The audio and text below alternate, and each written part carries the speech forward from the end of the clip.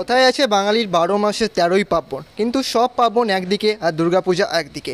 দুর্গাপুজোর সাথে আসে অনেক অনেক আনন্দ, অনেক মজা, বন্ধুদের সাথে ঘোরাফেরা, অনেক কিছু। তো বন্ধুরা, আমরাও আসতে চলেছি তোমাদের পুজো মণ্ডপে তোমার সাথে পুজো পরিক্রমা করতে। হ্যাঁ, এখন উপস্থিত হচ্ছি আমরা হাওড়া হালদারপাড়া ফ্রেন্ডস অ্যাসোসিয়েশন ক্লাবেতে। আমরা এখন পাশে পেয়ে গেছি এই বছরের শিল্পীকে ও ক্লাব কমিটির মেম্বারতে। তো প্রথমে আমরা সরাসরি চলে যাবো শিল্পীর কাছে। নমস্কার, আপনার পরিচয়টা দেবেন। আমি উদয় মণ্ডল। এই বছর আমাদের কততম বর্ষ? 61তম বর্ষ। এবছর এটা 60 বছরের পর 61তে আমার এখানে একটা দায়িত্ব পেয়েছি। তা এই মাঠটা কাজের জন্য খুব উপযুক্ত আমার কাছে। আমি প্রথম থেকেই একটা নিজের ভাবনা নিয়ে এগিয়েছি, তা স্বাচ্ছন্দ্যে ক্লাব সেটাকে গ্রহণও করেছে। এরপর মেসেজটা হচ্ছে, এখানে আমি যদি অনুমতি পাই বলছি সাবজেক্টটা এখানে একটু বিস্তারিতভাবে বলুন। সাবজেক্টটা হচ্ছে এখানে একটা জল সংরক্ষণ নিয়ে, যেটা হচ্ছে বর্তমানে একদম খুব প্রয়োজনীয়। মানে যা আমরা দেখছি পৃথিবীর একটা ভয়াবহতা, জলস্তর দিনের পর দিন নেমে যাচ্ছে, যেটাকে সংরক্ষিত রাখলে হয়তো প্রচুর জীবন বাঁচবে। শুধু আমরা মানুষ বলবো না, এখানে পশু পাখি, যে কোনো জীবজন্তু প্রত্যেকের জন্যই খুব অপরিহার্য।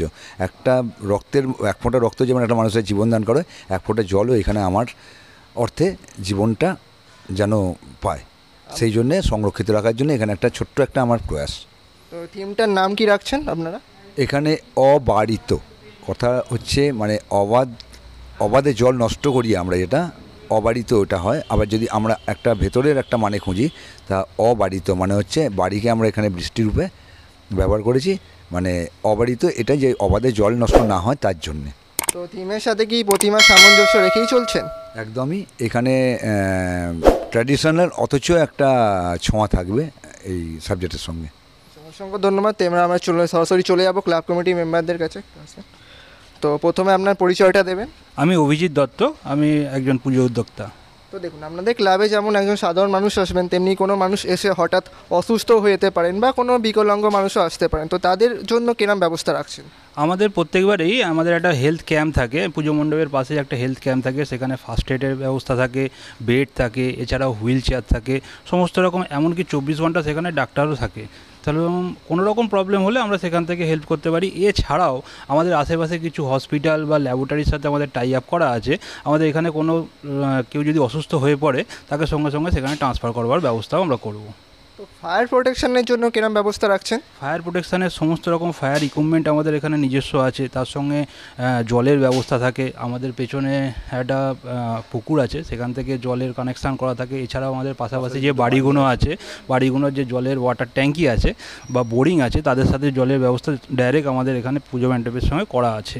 সুতরাং জলের কোনো রকম প্রবলেম হবে না। আর ফায়ারের সমস্ত রকম প্রোটেকশান থাকে, ফায়ার ইকুইপমেন্ট থেকে, বালি থেকে, সমস্ত রকম ফায়ার ইকুইপমেন্ট এখানে থাকে। দর্শনার্থীদের আমাদের মণ্ডপ পরিদর্শন করতে যাতে কোনো অসুবিধা না হয়, তার জন্য আপনাদের এই লোকেশানটা যদি একটু বলে দেন। আমাদের লোকেশানটা হচ্ছে, যদি কেউ হাওড়া ময়দান মেট্রো স্টেশন থেকে আসে, তাহলে হালদারপাড়া বাস স্ট্যান্ডে এলেই উল্টো দিকে আমাদের প্যান্ডেলের মেন গেট দেখতে পাবে।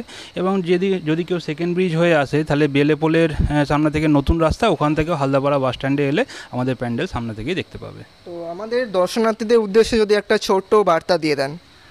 দেখুন, আমরা প্রত্যেকবারই কিছু মেসেজ আপনাদের কাছে তুলে ধরবার চেষ্টা করি। অ্যাকচুয়ালি আমাদের উদ্দেশ্য হলো শুধু পুজো করব না, পুজোর সাথে একটা মেসেজ যাতে সমাজের কাছে তুলে ধরতে পারি, সেটা আমাদের একটা ভালো লাগার জায়গা থাকে।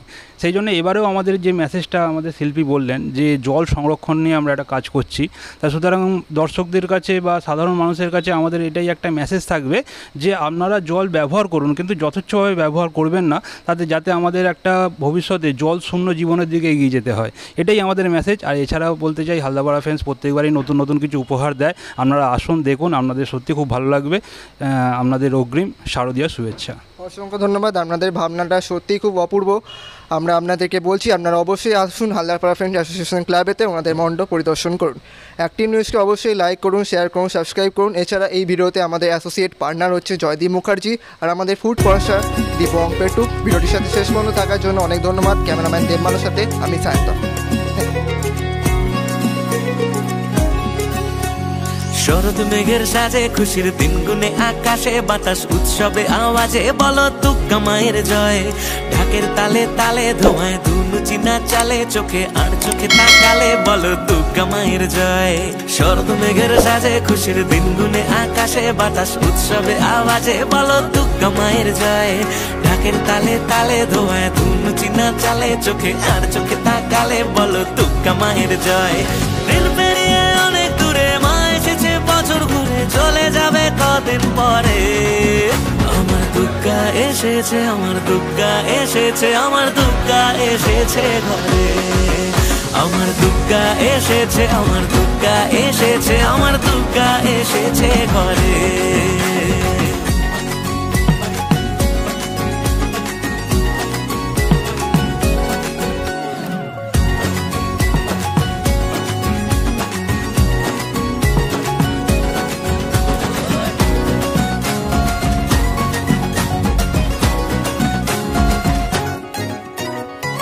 আলো দিয়ে শহর মোড়া, কটা দিন একটু ওড়া, সারা রাত পুজোয় ঘোরা মা এসেছে তাই। পুরনো বন্ধুরা সব হুল্লোড় গল্প গুজব, কে জানে করবো কি সব, মা এসেছে তাই। হবে সব দুর্গতি নাশ, এটুকুই প্রার্থনা আজ, মনে মনে বলছি শুধু দুর্গা মায়ের জয়। দশভুজা তুমি ও মা, তুমি তোমার উপমা, থাকো যদি তুমি পাশে আর বা কিসের ভয়। আবার আগমনের সুরে মা এসেছে বছর ঘুরে চলে যাবে কদিন পরে। আমার দুর্গা এসেছে, আমার দুর্গা এসেছে, আমার দুর্গা এসেছে ঘরে। আমার দুর্গা এসেছে, আমার দুর্গা এসেছে, আমার দুর্গা এসেছে ঘরে।